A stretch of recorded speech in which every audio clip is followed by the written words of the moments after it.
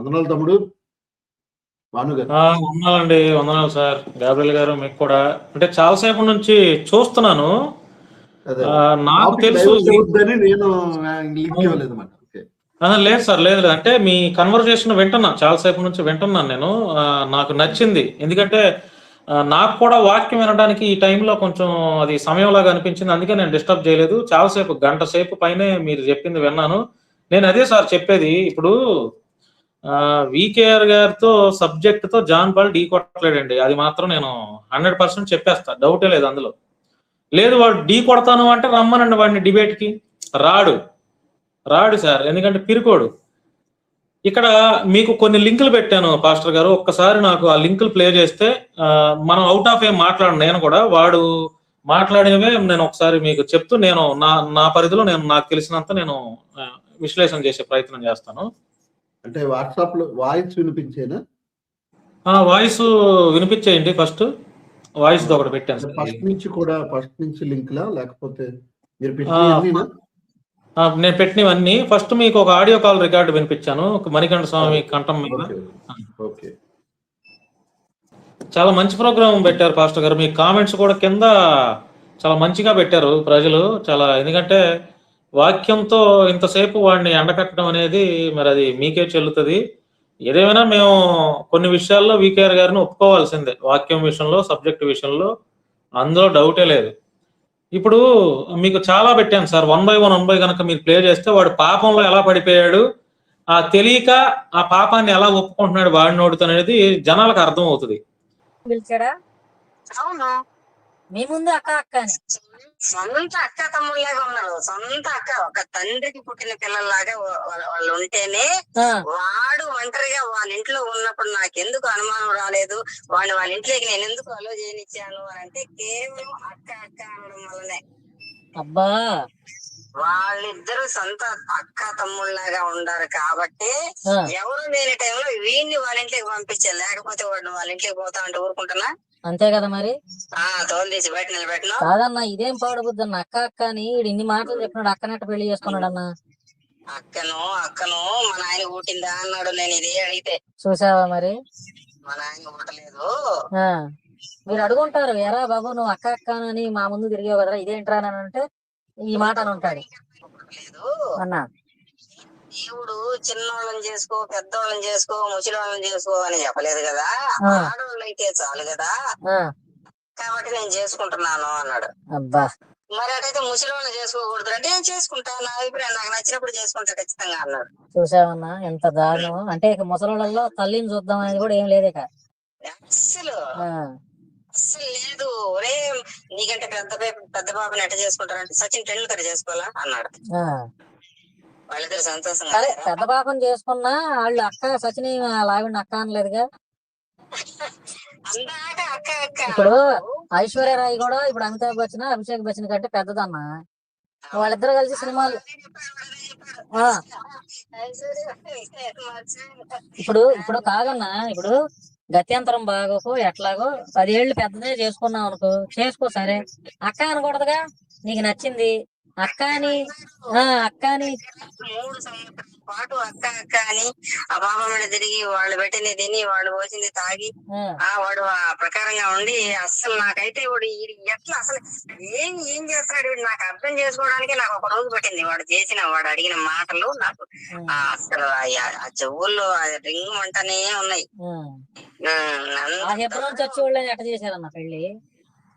నేను ఆయన అడిగా, హెబ్రోన్ సంఘటన పిలిపించి ఇది ఇల్లీగల్ అక్రమం, ఇది మీరు అక్రమమైన దాన్ని చేస్తున్నారు, ఇలా ఎందుకు చేస్తున్నారు, ఒకసారి మీరు ఆత్మ పరిశీలన చేసుకోండి. ఆ బిడ్డ మన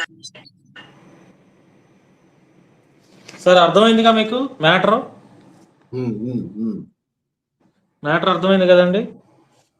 ఇది సొంత వాడు పెళ్లికి, లేకపోతే ఆ టైంలో వాడు బైబిల్ ట్రైనింగ్ తీసుకునేటప్పుడు వాడు చేసిన రాసలీలలు సార్, వాడి పెళ్లి ఎలా జరిగింది అనే దానికి ఉదాహరణ సార్. ఆడియో కాల్ అక్కడ కడప నుంచి వాళ్ళ బంధువులు పంపినటువంటి కాల్ రికార్డు సార్. ఇప్పుడు నన్ను క్షమించండి అని వాడి ఛానల్లో ఈ పోస్ట్ పెట్టాడు సార్. నన్ను క్షమించండి అనే మాట ఒక మనిషికి ఎప్పుడు కలుగుతుందండి? ఏ తప్పు లేకపోతే నన్ను క్షమించండి, లేదా నేను తప్పు చేశాను కాబట్టి అందరూ నన్ను తప్పుగా అనుకుంటున్నారు, నా తప్పు తెలిసిపోయింది కాబట్టి నన్ను క్షమించండి అనే మాట ఎందుకు పెట్టాడండి? అతను ఏం తప్పు లేకపోతే ఎప్పుడు పెట్టలేదే. నన్ను క్షమించండి, నా కోసం ప్రార్థన చేయండి అని చెప్పి ఈ మాటలు గతంలో ఎప్పుడు చెప్పలేదే. ఈ వివాదం రాజమండ్రి అమ్మాయి, పని మనిషి అమ్మాయి, ఈ వివాదాలు రాకముందు అందరిపైన వీడియోలు చేశాడు. ఎప్పుడు ఆ నోట్లో నుంచి కనీసం నన్ను క్షమించండి అనే మాట రాలేదే. ఎక్కడ రాలా? మీరు విన్నారా, చూసారా పని నన్ను క్షమించండి అని? మరి ఈ వివాదం వచ్చిన తర్వాత అసలు అలా అండం సంగతి అలాగుంచు, అసలు నేనే నీతిమంతుడని చెప్పుకున్నాడు అనేక సార్లు. ఇప్పుడు ఆ పోస్టర్ పెట్టాడు అంటే నన్ను క్షమించండి అని, ఆ పోస్టర్ పెట్టాడు అంటే వాడు ఏ తప్పు లేకుండా నన్ను క్షమించండి అని అంటాడండి? ఏ తప్పు లేకపోతే నన్ను క్షమించండి అని ఎందుకు అంటాడు? అంత అవసరం ఏంటి? తప్పు నీ నిజాయితీ పరుడు, నువ్వు తప్పు చేయలేదు, ఎస్ ధైర్యంగా ఉండు. ఎందుకు ధైర్యంగా ఎందుకు ఉండలేకపోతున్నావు? ఎందుకు సోషల్ మీడియా నుంచి పారిపోతున్నావు? నేను డిబేట్ చేద్దాం రా అని ఛాలెంజ్ విసురుతున్నా, ఎందుకు రావట్లా? ఆ వీడియోలు చేస్తున్నావు కూర్చొని, ఆ కూర్చొని వీడియోలు చేసేది ఏదో నన్ను తీసుకో లైవ్ లోకి, అక్కడికి తేలిపోయింది ప్రజలందరికీ. నేను దొంగోడినా, నువ్వు దొంగోడువా, లేకపోతే నువ్వు వ్యభిచారువా, నేను వ్యభిచారినా, పనులను నువ్వు గోగుతున్నావా, నేను గోగాను అనేది మొత్తం క్లారిటీగా కుండబద్దలు కొట్టేస్తాగా లైవ్ లోకి తీసుకుంటే. ఎందుకు తీసుకోవట్లా? ఎందుకు అంత భయం? ఆడు పాపం చేశాడు అన్నదానికి మీ కింద ఇంకొక వీడియోలు పెట్టాను సార్, ఒకసారి అవి ప్లే చేయండి. ఆడి మాటల్లో ఎట్లా అర్థమైంది? ప్రపంచాన్ని ఒక ఎగ్జాంపుల్, ఒక హోటల్ పడుకొని నగ్నంగా వీడియో బయటకు వచ్చినా సరే నెక్స్ట్ మంత్ మళ్ళీ పలానా క్షణంలో తప్పు చేశారు, ఐఎమ్ సారీ, మళ్ళీ కంటిన్యూ చేస్తారు. అర్థమైందా? మరి సార్ విన్నారుగా సార్. అంటే వాడి ముఖంలో తప్పు చేసిన ఫీలింగ్స్ చూడండి, ఎక్స్ప్రెషన్స్. నేను బట్టలు లేకుండా నడి రోడ్లో నుంచి, ఓయో రూముల్లో నుంచి బయటకు వచ్చినా మరలా నేను వాక్యం చెప్తానంటే మళ్ళీ లేస్తానని చెప్పి, అంటే అక్కడ ఒప్పేసుకుంటున్నాడు కదా తప్పు చేశానని. అర్థం అవ్వట్లేదు సార్ అసలు ఈ టాపిక్స్ ఎందుకు వస్తున్నాయి? నువ్వు ఏ తప్పు చేయలా, మౌనంగా ఉండొచ్చు కదా. నువ్వేం తప్పు చేయలా, సరే మేమేం బయట పెడతాం, పెట్టేవాళ్ళం, నువ్వు మౌనంగా ఉండొచ్చుగా. సరే మౌనంగా ఉండవు, ఈ టాపిక్ అంత ఎందుకు? అంటే ముందుగానే నువ్వు రూముల్లో నుంచి వచ్చే వీడియోలు కూడా బయటకు వస్తాయని చెప్పి ముందుగానే కంగారు పడిపోయి నేను బట్టలు లేకుండా రోడ్డు మీద నుంచి వచ్చిన. ఏంటి సార్ సేవకుడికి ఇదే సార్ సాక్ష్యం అనేది? ఒక సేవకుడు గురించి ఏదైనా మాట్లాడుకోవాలంటే ఒక మంచి సాక్ష్యం ఉండాలి కదా సార్. అందుకే కదా వీళ్ళు అందరిని వెతుక్కుంటున్నాడు ఇప్పుడు, వాళ్ళు తప్పు చేసిన వాళ్ళు, వీళ్ళు తప్పు చేసిన వాళ్ళని. ఒక సాక్ష్యం ఉండాలి కదా సార్. అంటే పాస్టర్కి సార్ నాకు తెలియదు, నేను మిమ్మల్ని అడుగుతున్నాను, పాస్టర్కి వ్యక్తిగతం లేకపోతే సేవా జీవితం రెండు వేరు వేరేనా సార్? లేదు, పాస్టర్ పబ్లిక్ డొమైన్ లో ఉంటాడు. అసలు ముందు బ్రతుకు బాగుండాలి, సేవకులు బ్రతుకు బాగుండాలి, ఆ తర్వాత బోధ బాగుండి బాగా చెప్పి వీడి ఇష్టానుసారంగా తిరిగితే దేవుడు అంగీకరించడు. అసలు అలాంటి వాడికి దేవుడు జ్ఞానం ఇవ్వడు, తనకు అనుకూలమైన బోధ చేసుకుంటూ బతుకుతాడు. అంటే సార్ ఇప్పుడు దురంధర్ సినిమాకి వెళ్ళాడు సార్, పాస్టర్లు అంటే నాకు తెలియదు సార్, నాకు తెలియకని, ఎందుకంటే నాకు వాక్యం మీకు తెలిసినంత దాంట్లో నాకు కనీసం 1% కాదు కదా, 0 నాట్ నాకు తెలియదు. పాస్టర్లు సినిమాలకు వెళ్ళొచ్చా సార్? అసలు చూడకూడదండి, సినిమాలు చూడకూడదు అని చెప్పాలి. చూడకూడదని సినిమా చెప్పాలి. బైబిల్లో ఎక్కడైనా ఉందండి సినిమాలకి వెళ్ళమనో లేకపోతే సినిమాలు చూడకూడదని ఏదన్నా? నాశనం అయిపోతారండి అవి చూసి అనే బైబిల్ చెప్తుంది. ఆహారం కాని దాని కొరకు నీ కష్టం ఎలా చెల్లించదు, సమయం వృధా, అందులో మంచి నేర్చుకోవడానికి ఉండదు. ఆ లేనిపోని ఆలోచనలు నీ మనసులో వెతులుతూ ఉంటాయి. అసలు విశ్వాసే చూడొద్దు అని చెబుతుంటే సేవకుడు చూడమని ఎలా చెప్తుంది? సేవకుడు చూస్తే అంగీకరించమని దేవుడు ఎందుకు చెబుతాడు సార్? ఇప్పుడు వీడు ఇంత నిక్కచ్చిగా మరి బైబిల్ని ఫాలో అయితే 10 ఆజ్ఞల్లో కొన్ని ఆజ్ఞలు ఉంటాయి సార్, వ్యభిచరింపకూడదని. మరి వీడు వ్యభిచరిస్తున్నాడు, వీడు ఎక్కడ ఫాలో అవుతున్నాడు? నీ పొరుగు వారిని దేనిని కూడా ఆచరించకూడదు, లేకపోతే దేన్ని కూడా అంగీకరించకూడదు, యాక్సెప్ట్ చేయకూడదు అని చెప్పి, భార్యనైనను ఎద్దునైనను గేదెనైనను ఏదో ఉంటది సార్. మరి ఎలా ఇతను పొరుగు వారు ఆ పని మనిషితో ఇల్లీగల్ అఫైర్ ఎట్లా పెట్టుకున్నాడు సార్? మరి దారుణంగా అబద్ధ సాక్ష్యం పలకూడదని ఉంటది సార్ 10 ఆజ్ఞలు. మరి వీడు లేస్తే పొద్దున్న లేస్తే అబద్ధాలు ఎందుకు చెప్తున్నాడు? వీడు ఎక్కడ మరి అంత పత్తిత్తుగా నీతిమంతుల వాక్యాన్ని ఎక్కడ ఫాలో అవుతున్నాడు సార్? ఎక్కడ ఫాలో అవుతున్నాడు వాక్యాన్ని? అందుకే బాను ఇప్పుడు గత 2-3 నెలలుగా ఇతడు తన చేస్తున్న పాపాలను కప్పిపుచ్చుకోవడానికి అనుకూలమైన బోధలు చేస్తూ ఆ పాపం చేస్తారు. ఆత్మీయుల వారు కూడా పాపంలో పడిపోతారు. భక్తులే పడిపోయారు, వాళ్ళు పడిపోయారు. మీరు నన్ను చూడొద్దు, ప్రభునే చూడండి అంటే వీడు పడిపోయాడు గనుక అంతకు ముందు 2.5 సంవత్సరం 3 ఏళ్ల క్రితం మాట్లాడిన బోధకి ఇప్పుడు బోధకి చాలా వ్యతిరేకత వచ్చేసింది. పాపాన్ని సమర్థించే బోధలు వచ్చేసాయి. అదేమంటే కాదు సార్, ఇప్పుడు నీతిమంతుడు ఒక్కడు లేడు, ఎవడు లేడు, నేను కూడా మనిషినే, నాకు కూడా కోరికలు ఉంటాయని ఓపెన్ గా పరోక్షంగా నేను తప్పు చేశానని చెప్పేసిన ఈ గుడ్డు గుర్రాలకు అర్థం కావట్లేదండి సార్. అర్థం కావట్లేదండి. ఏం లేదు. ఇప్పుడు ఎలా ఉంటారంటే నేను ఒక అనుభవం చెప్తాను. నేను ప్రారంభంలో ఉన్న అనుభవం చెప్తాను. ఒక్క చిన్న మాట. నేను పిడి సుందరరావు గారి దగ్గర నేను వాక్యం నేర్చుకున్నాను. ఆయన ఏం చెప్పినా, ఆయన అంటే నాకు ఇష్టం, ఆయన అంటే నాకు అభిమానం, ఆయన మీద ఒక గౌరవం ఉంది కనుక ఆయన ఏం చెప్పినా రైట్ అనిపించేది నాకు. ఆయన ఏం చేసినా రైట్, అంతే. ఆయన ఏం చెప్పినా రైట్. ఎప్పుడైతే నా కన్నులకు పొరలు విడిపోయాయో, అరే ఆయన ఇలా చెప్పాడు ఏంట్రా, బైబిల్ ఇలా ఉంది కదా, ఆయన ఇలా చేశాడు ఏంట్రా, ఇలా చేయొద్దు అన్నాడు కదా అని తర్వాత అర్థమైంది 10 ఏళ్ల తర్వాత. ఇప్పుడు అలాగే వాడి మీద యమాయికులు, జ్ఞానం లేని వారు, వాడేది గొప్పవాడు అనుకుని అభిమానం పెంచుకున్నారు. ఇప్పుడు అందులో నుంచి అభిమానం ఉన్నప్పుడు వాడు ఏం చేసినా రైటే అనే బోధ. ఎందుకంటే వీళ్ళు కూడా అక్కడ ఒక ప్రసంగంలో ఇందాక చూపించిన ఒక ప్రసంగంలో అది వినిపించలేదు, రేపు ఎప్పుడే చూపిస్తాను. ఇక్కడ పాపం చేయని వారు ఎవరు ఉన్నారు అని అడిగితే, మీరు పాపం చేసిన వారు ఒకసారి చేతులు ఎత్తారంటే అందరూ చేతులు ఎత్తారు. నువ్వే పాపం చేసావు, నువ్వు పాపంలో పడిపోయావా అని అడుగుతుంటే, పడిపోయావండి, మేము మొన్న ఆ పాపం చేశానండి, మొన్న ఈ దొంగతనం, మొన్న ఈ అబద్ధం ఆడారండి అని చెప్తున్నారు వాళ్ళు. అక్కడికి వచ్చి నేర్చుకునే వాళ్ళు. అంటే వాళ్ళకు అనుకూలమైన బోధ. ఈ వీడు తన పాపాన్ని కప్పిపుచ్చుకోవడానికి ఏ బోధ చేస్తున్నాడు, వాళ్ళకు కూడా ఇది బాగుంది. ఎందుకంటే ఓహో ఎవరైనా పాపం చేస్తారు, ఎవరైనా పడిపోతారు అన్నమాట, మరలా దేవుని క్షమాపణ అడగొచ్చు, పర్వాలేదు అన్నమాట అనే స్థితికి వచ్చేసారు వీళ్ళు కూడా. సార్ ఇప్పుడు నిన్ను వలే నీ పొరుగు వారిని ప్రేమించమని వాక్యం ఉంది సార్. అంటే ఇప్పుడు వీడు ఎవరిని కూడా ప్రేమించట్లేనప్పుడు అప్పుడు వీడు కూడా ప్రేమించుకోవట్లేదుగా లెక్కన, వీడు కూడా గౌరవించుకోవట్లేదుగా. అంటే దానికి వాడు ఏం వివరణ ఇస్తాడంటే, నేను దేవుణ్ణి ప్రేమిస్తున్నాను, ప్రేమ 2 రకాలు, నేను దేవుణ్ణి ప్రేమిస్తున్నాను కనుక తప్పుడు బోధన ఖండిస్తున్నాను, దుర్మార్గులను ఎత్తి చూపిస్తున్నాను, వాళ్ళని ఎండగడుతున్నాను. నిన్ను వల్ల నీ పొరుగు వారిని ప్రేమించడం అంటే వాళ్ళు లేనప్పుడు సహాయం చేయాలి, వాళ్ళకి ఆపద వస్తే ఆదుకోవాలి, వాళ్ళ జీవనోపాధి లేనప్పుడు వాళ్ళని కనికరించాలి అని ఇలా 2 కోణాలకు విభజించి వక్రీకరిస్తాడు. మళ్ళా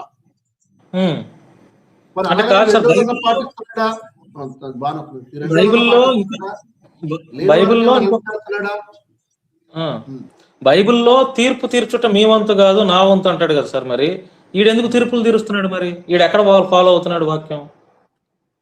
అదంటే ఈ వివరించాలంటే ఎప్పుడు తీర్పు తీర్చాలి, ఈ తీర్పు గురించిన ఈ సందర్భం ఏంటి, ఈ వాక్యాన్ని ఖండించడం, తీర్పు తీర్చుట, ఇలా కొన్ని ఉన్నాయి. వాటిని మనం విభజించి మాట్లాడుకోవాలి. కానీ ఎదుటివాడిని నాశనం చేయడానికి, ఎదుటివాడు దొంగ, ఎదుటివాడు వ్యభిచారి, ఎదుటివాడు దొంగ, ఎదుటివాడు పలానాని మాత్రం తీర్పులు తీర్చకూడదు మనం. అవును. మరి ఇప్పుడు వీడు వ్యక్తిగతంగా ఈ రకంగా దోషం చేయటం ఇది ఎంతవరకు కరెక్ట్ సార్ అసలు? అంటే ఎందుకు అంటే రోజు రోజుకి వాడిలో ఉన్నటువంటి సైకోయిజం బయటపడిపోతుంది సార్. ఇప్పుడు నా వీడియోలు, ఇప్పుడు నేను I'm not a pastor sir, నేను పాస్టర్ని కాదు. మీకు అన్ని మాట్లాడాలన్నా మీకు కొన్ని పరిధులు ఉంటాయి, కొన్ని హద్దులు ఉంటాయి. యాజ్ ఏ మీరు బైబిల్ ఫాలోవర్గా, ఒక పాస్టర్గా, ఒక సేవకుడుగా. నేను పాస్టర్ని కాదు, నాకు నో లిమిట్స్, నేను ఏదైనా మాట్లాడతా. నేను మాట్లాడుతున్నటువంటి ఈ వీడియోల ద్వారా అతను ఒరిజినల్ క్యారెక్టర్ సైకోయిజం అనేది రోజుకొక వీడియోలో బయటపడుతుంది. అంటే కంట్రోల్ కోల్పోతున్నాడు. ఏ మాట పడితే ఆ మాట, అన్ని ఏదైతే నోటితో మాట్లాడకూడదో ఆ మాటలన్నీ మాట్లాడేస్తున్నాడు. ఆ మాటలన్నీ రోజుకొక వీడియోలో నేను చాలా క్లియర్ గా అబ్జర్వ్ చేస్తున్నాను సార్. వాడి ముఖం ఇదంతా సైకోయిజం. ఒక 3 నెలల నుంచి డిప్రెషన్ లో ఉండి ఏం మాట్లాడుతున్నాడో తెలియక, మళ్ళీ ఎట్లా కవరింగ్ చేసుకోవాలో తెలియక మొత్తం అన్ని ఆవిష్కరించేసుకుంటున్నాడు వాడికి వాడే. అసలు ఇవన్నీ కాదు సార్. ఇప్పుడు ఓపెన్ గా మీరు ఛాలెంజ్ విసురుతున్నారు, నేను ఛాలెంజ్ విసురుతున్నాను, రమ్మ మాట్లాడదాం, అన్ని విషయాలు మాట్లాడదాం, తేలిపోతుంది ఎవరేంటి అనేది. ఎందుకు రావట్లేదు? నీతోటేమో నువ్వు ఆరోపించిన విషయాల్లో రావాలి, నాతోటేమో వాక్య సంబంధమైన విషయాల్లో రావాలి. అవును. నేను మరలా మీ లైవ్ లో సాక్షిగా చెప్తున్నాను సార్, ఈ లైవ్ సందర్భంగా వాడు నాతో గనక డిబేట్ అని కాదు, రండి చర్చా కార్యక్రమం పెడదాం, నీ పైన వచ్చినటువంటి ఆరోపణలను నువ్వు ఏవైతే అంటున్నావో అవి నిజాలనడానికి నా దగ్గర ఆధారాలు ఉన్నాయి. ఒక పాప భవిష్యత్తు ఉంది కాబట్టి మేము బయట పెట్టట్లేదు, ఆల్రెడీ పెట్టాల్సినవి చాలా వరకు పెట్టాం. నువ్వు ఏ తప్పు, నిజం సార్, ఇప్పుడు అతను ఏ తప్పు చేయకపోతే దేవుడు కాపాడతాడు కదా సార్, ఎందుకు భయం, ఎందుకు రమ్మనండి నాతో చర్చకి, దేవుడు కాపాడతాడు కదా. ఏ తప్పు చేయకపోతే నువ్వు నీతిమంతుడు యథార్థవంతుడు, రుజువు చేసుకో కనీసం ఎంతవరకు డిఫెన్స్ చేసుకోపోని వచ్చి. నేనున్నాను సార్, ఏం మిస్టేక్ లేదు, నేను ready, I'm ready to debate John Paul, ready. ఏదైనా సరే వాడు ఏదైనా అడగనే లైవ్ లో నేను రెడీ, ప్రజల ముందు బహిరంగంగా చెప్పడానికి. వాడు రమ్మనండి. వాడు వీడియోల్లో తప్ప వాడిని ఛాలెంజ్ చేసిన వాడి దగ్గరికి రాలేడు. వాడు కూడా. అవును, ఇంకో క్లిప్పింగ్ వినిపించినా నువ్వు పంపించిన పాపం చేశాడు, మర్డర్ చేశాడు, అడగాడు, అబద్ధాలు చెప్పాడు, మోసం చేశాడు, కుయుక్తి చేశాడు. 51 కీర్తనల తర్వాత ప్రభు పరిశుద్ధాత్మ దేవుని గురించి మరలా నీ గురించి మాట్లాడతాం. ఏంటే కాదు అది, ప్రతి మనిషి జీవితంలో తొట్టు పడతాడు, ప్రతి మనిషి జీవితంలో తొట్టు పడతాడు, ఏదో ఒక దశలో తొట్టు పడతాడు. ఈ రోజు పడుతుంటే పడతాడు, పడాలని చెప్పట్లేదు. దేవుడు వదిలిపెట్టాడు, దేవుడు వదిలిపెట్టాడు, మరలా పట్టుకొస్తాడు ఆయన.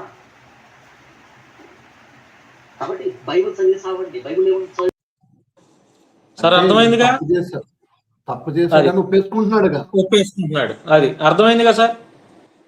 తొర్లు పడతాడు అసలు.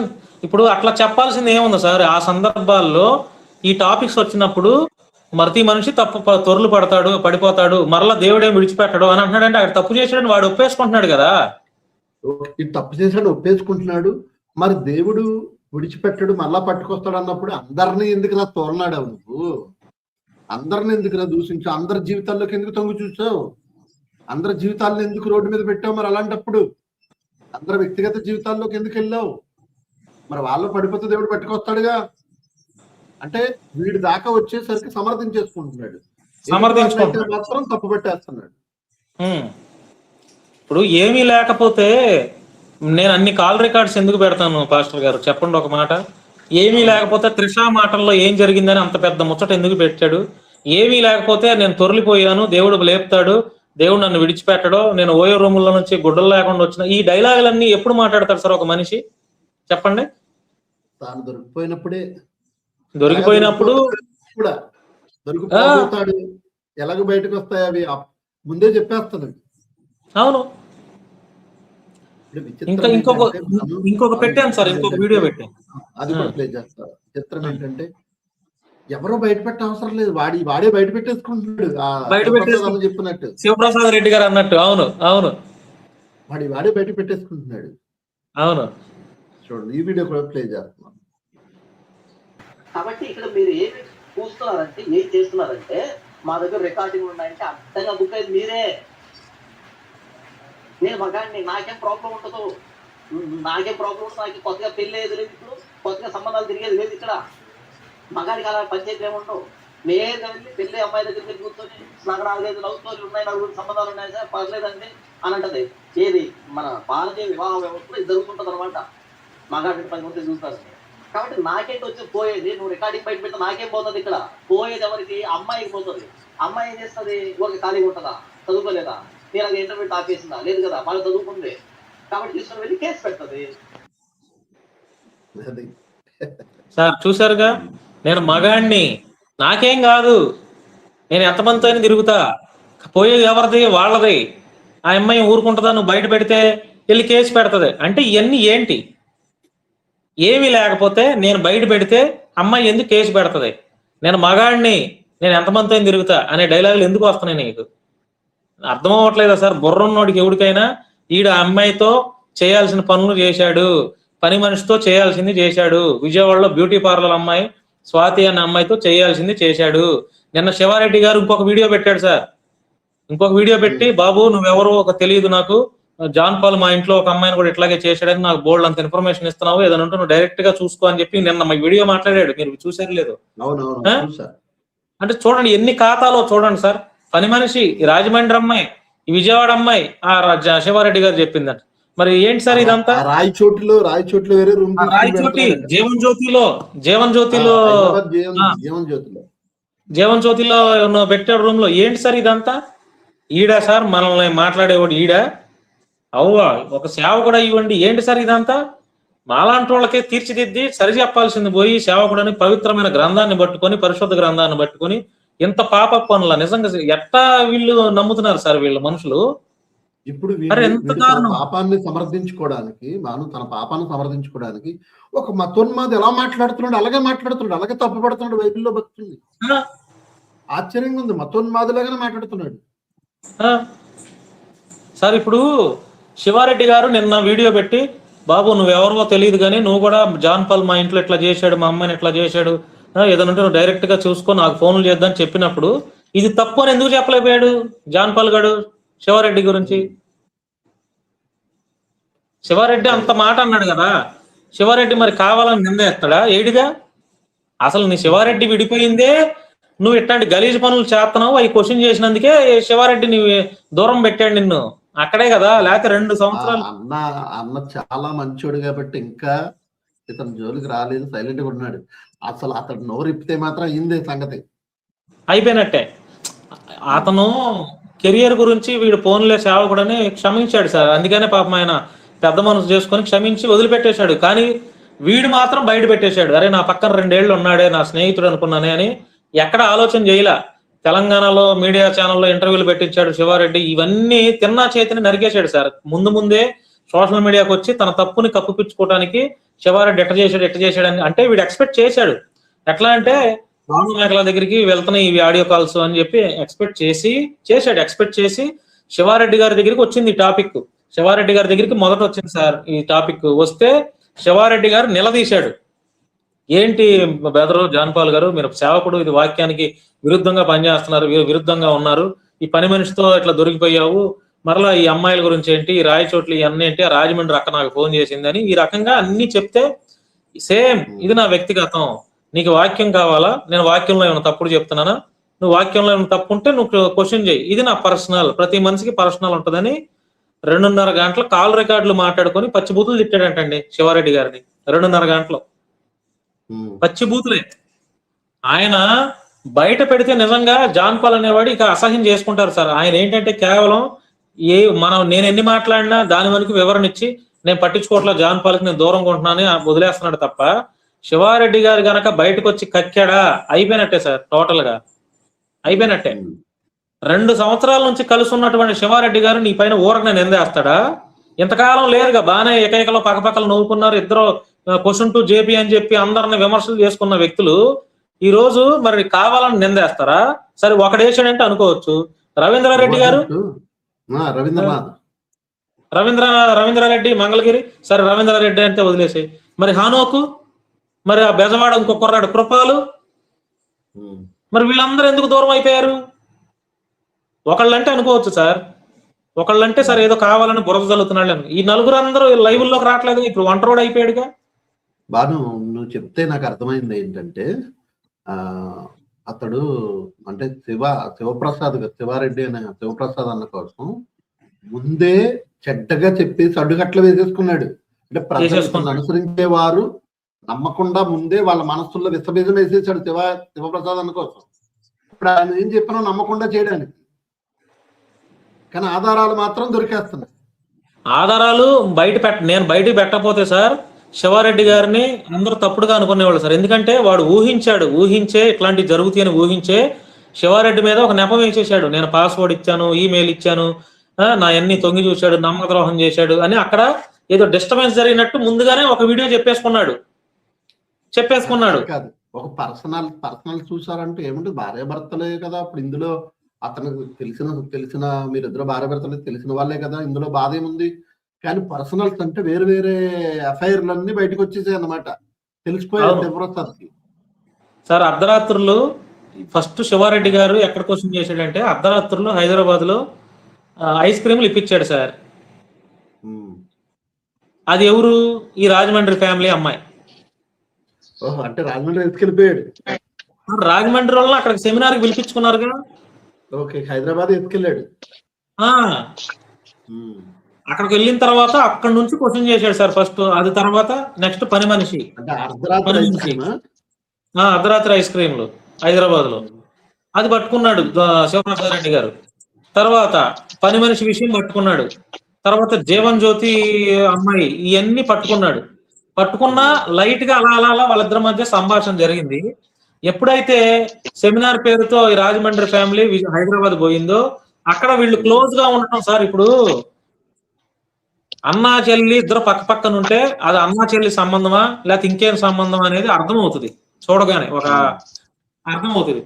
ఒక శివారెడ్డి ఏమన్నా 19 సంవత్సరాల పిల్లవాడా లేకపోతే 15 సంవత్సరాల పిల్లవాడా లేకపోతే టీనేజ్ లో ఉండవాడా? ఆయనకి 2 కూతుర్లు ఉన్నారు. ఆయన ఒక తండ్రి స్థానంలో ఉన్నాడు. పెద్ద పక్షి సమాజంలో గుర్తింపు కలిగినటువంటి వ్యక్తిగా ఉన్న వ్యక్తికి ఎదుటి వాళ్ళు ఒక అమ్మాయి ఒక అబ్బాయి ఇద్దరు పక్క పక్కన ఉంటే అది ఏ సంబంధమో కనిపెట్టలేనటువంటి జ్ఞానం లేదంటారా శివారెడ్డి గారికి? ఒక మాట చెప్పండి కదా. అనుమానం వచ్చింది. అనుమానం ఒక విశ్వాసత ఒక పెళ్లి కాని అమ్మాయితో అంత చనువు అంత పాముకుని రాసుకుని పూసుకుని తిరుగుతుంటే ఎవరికి రాదు? శివప్రసాద్ కదా, ఎవరికైనా వస్తుంది. సరే సార్, ఇప్పుడు నేను అబద్ధమే చెప్పాను రాజమండ్రిలోని ఎన్నో సార్లు అంటున్నా. ఆ తల్లి వచ్చి భాను చెప్పేదంత అబద్ధం అని ఎందుకు బయటికి రావట్లా? ఇప్పుడు మనము అన్యాయంగా నింద వేసామనుకోండి సార్, బయటకు వచ్చి భాను మీద మేము కేసు పెడుతున్నాం మమ్మల్ని అసత్య ప్రచారం చేస్తున్నాడని ఎందుకు ఇంతవరకు రాలా?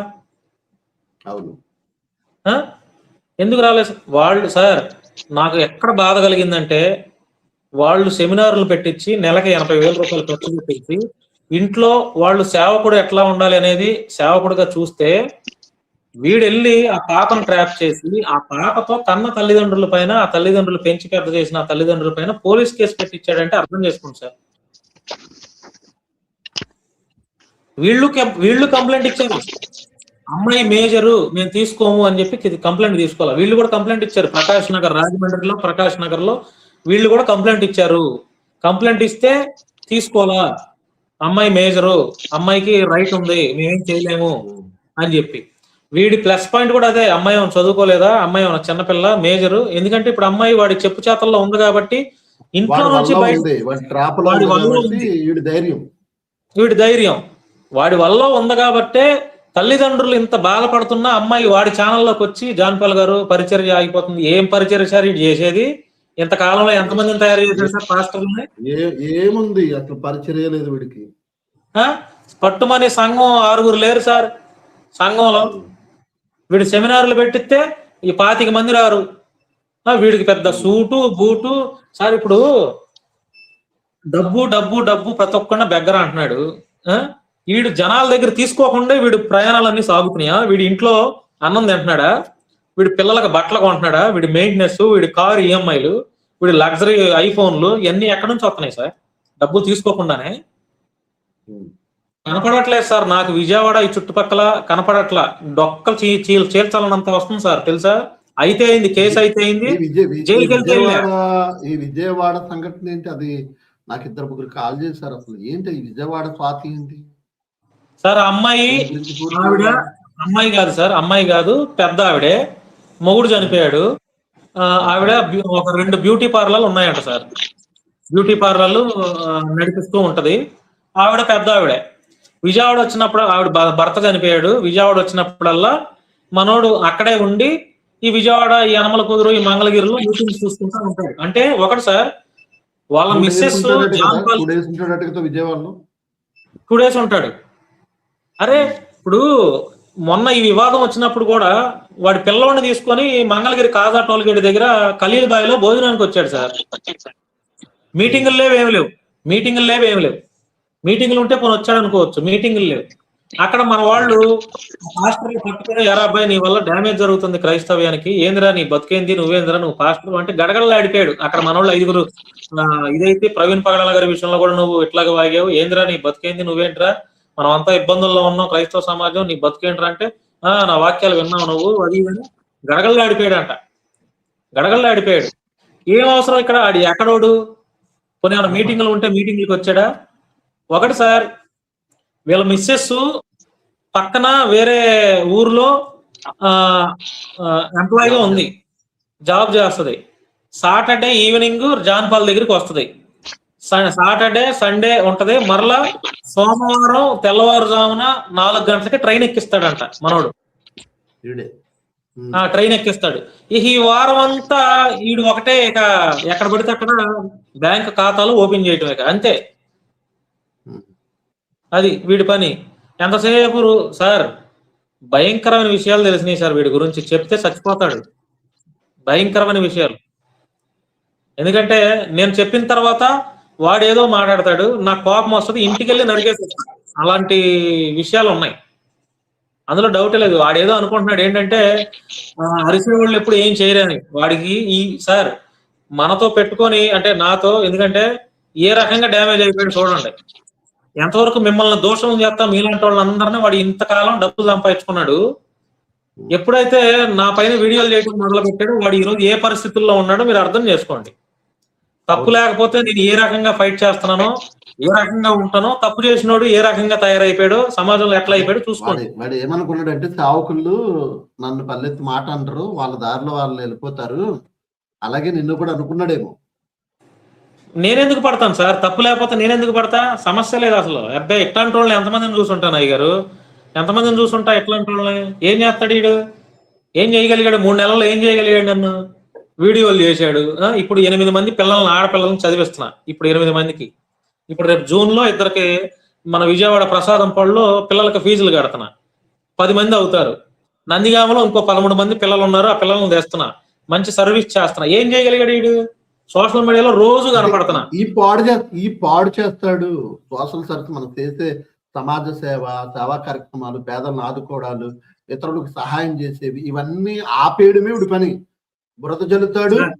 ఆ బురద మాటలు విని, ఆ బురద జల్లి ఆ చెడ్డ ప్రచారానికి కొంతమంది విని చేసేవాళ్ళు, అంటే సేవా కార్యక్రమాలు చేసేవారు మానేసి వాడికి దోచిపెడతారు.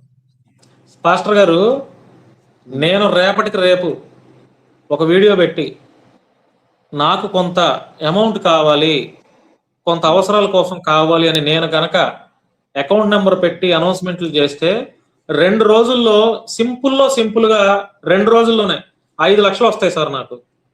నాకు తెలుసు కదా నా కాంటాక్ట్స్ ఎట్లా ఉన్నాయో, ఎవరెవరు నాతో మాట్లాడతారు, ఎవరెవరు మీకు ఏమైనా కావాలని అడిగిన వాళ్ళు ఉంటారో తెలుసు కదా. నాకు 5 లక్షలు వస్తాయి సార్. సింపుల్గా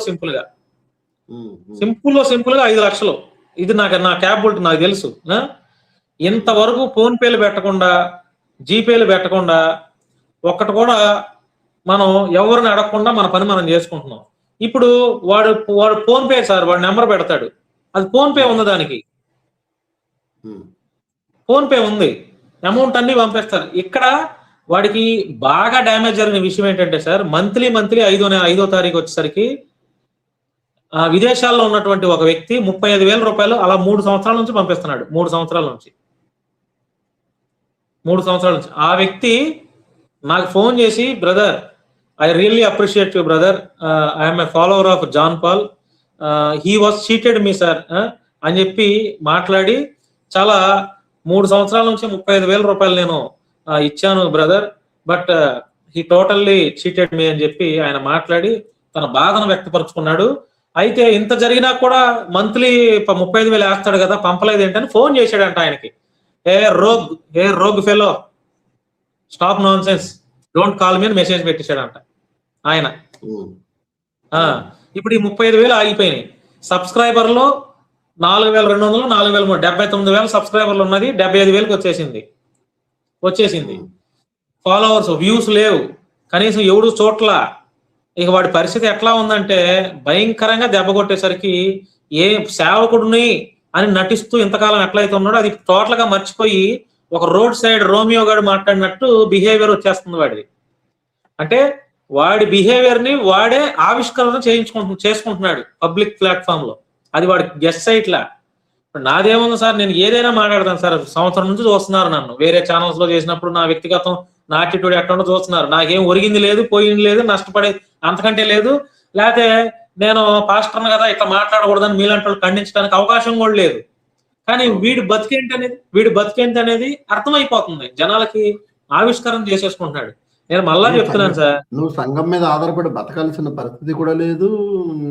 ఎవరో నిన్ను పోషించాలి, ఎవరో నీకు ఏదో ఇవ్వాలన్న ఆ పరిస్థితి కూడా లేదు.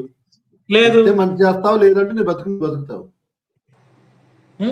కానీ అయితే సార్ ఇప్పుడు ఒకటే బాను, ఎంతమంది సేవకుల పొట్టలు కొట్టాడు వీడు, ఎంతమంది యథార్థవంతులను దోషులుగా చేశాడు, ఎంతో మంది పేద సేవకులకు ఈరోజు కనీసం సహాయం లేకుండా చేశాడు, యథార్థవంతులను సహితం వాళ్ళు చెడ్డవారు అనుకునేటట్టుగా ప్రాపగండ సృష్టించాడు.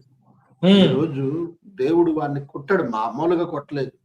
ఎవరిని ఉపయోగించుకుని నీ దాకా తీసుకొచ్చాడో తెచ్చాడు. నీవు నీ రూట్ లో నువ్వు వెళ్తున్నావు. ఎలా మాకు ఆలోచన పుట్టించాడో తెలీదు, వాడి బోధలన్నీ మా దగ్గరికి పంపిస్తున్నాడు. ఇంకెవరో కాదు, ఆయన అనుసరించేవారు. ఈ బోధ కొద్దిగా మాకు అనుమానంగా ఉంది, వాక్యవిరుద్ధంగా అనిపిస్తుంది, మీరు ఏమైనా వివరిస్తారా అని వాళ్ళు వీడియో పెట్టి ఈ నిమిషం దగ్గర నుంచి వినండి, ఈ నిమిషం దగ్గర నుంచి వినండి అని వాడు ప్రసంగాలు వినేవాళ్ళు మాకు పంపిస్తున్నారు.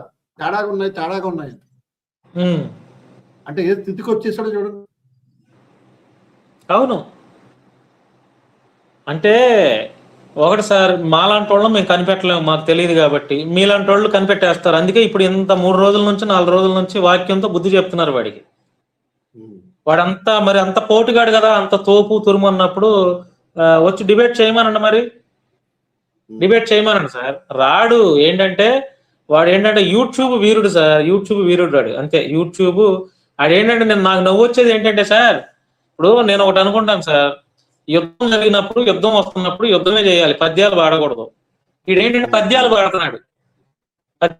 ఇప్పుడు యుద్ధం వచ్చింది, వాడిపైన నా పైన వాడి పైన నేను, లేకపోతే ఇట్లా చేస్తున్నాం, రైట్ తెలుసుకుందాం, చూద్దాం ఎవడు నిలబడతాడు. ఎందుకు ఈ పద్యాలు, ఎందుకు ఈ పద్యాలు అంటే నేను యుద్ధం చేయలేను, నా వల్ల కాదు అన్నట్టు పద్యాలు పాడుతున్నాడు వాడు. ఇంకా కొంతమంది కాపాడుకోవడానికి నటిస్తున్నాడు. యుద్ధం వాళ్ళకు కూడా కనువిప్పు వస్తుంది. ఇప్పటి వరకు మీరు కొంతమంది ఎవరైతే ఈ గుడ్డు గుర్రాలు అని ఎవరైతే ఇంకా అతన్ని వెంబడించాలనుకుంటున్నారో వాళ్ళకు కూడా కనువిప్పు కలుగుద్ది, తెలుస్తుంది. భజన్ ప్రజెంట్ ఏంటంటే వాళ్ళ ముందు నటిస్తున్నాడు, మేకపోతే కామెరేం ప్రదర్శిస్తున్నాడు. అందుకోసం అడ్వాన్స్ గా వాక్యాన్ని అడ్డు పెట్టేస్తున్నాడు. మీరు ప్రభునే చూడాలి, నన్ను చూడకూడదు అని అతడు వాక్యాన్ని అడ్డుపెట్టేసి ఇతడు ఎలా బ్రతికినా పర్వాలేదు అనే స్థితికి వచ్చేసాడు. వాళ్ళను కూడా ఆ స్థితిలోకి తీసుకొస్తున్నాడు. మనము కూడా పాపం చేసిన వాళ్ళమే కదా, ఆయన చేస్తే తప్పేంటి అనేటట్టుగా వాళ్ళు అనుకోవాలని బోధలు చేస్తున్నాడు. ఒక 3 నెలల నుంచి బోధలు చాలా పాపం పాపం పాపం పాపమేనట. వాళ్ళు చెప్తున్నారు, వెళ్ళే వాళ్ళు చెప్తున్నారు. ఒకరిద్దరు ఫోన్లు చేస్తారు, కనీసం 2-3 ఫోన్ చేసి చాట భారతం చెప్తున్నారు వీడి కోసం.